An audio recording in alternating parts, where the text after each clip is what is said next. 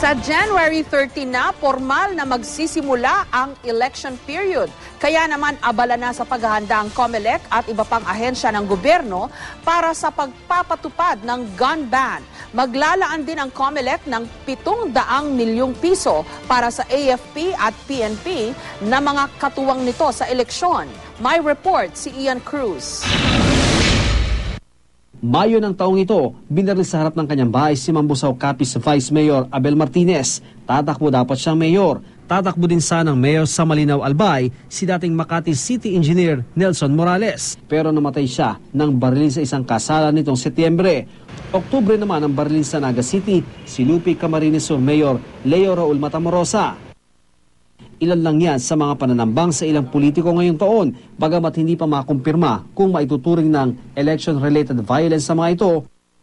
Para matiyak ang mapayapa at ligtas na election 2013, abala na sa paghahanda ang COMELEC, katuwang ang ibang ahensya ng gobyerno.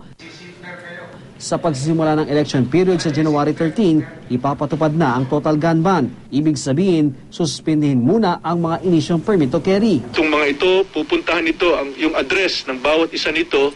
Kung nasa loob sila dito sa 15 provinces, pupuntahan ito ng pulis, tutuktukin, alamin, ito bang firearms na ito na nakarehistro sa inyo sa ganitong address, nasa sa inyo pa ba? Alam niyo ba ninyo na expired na ito?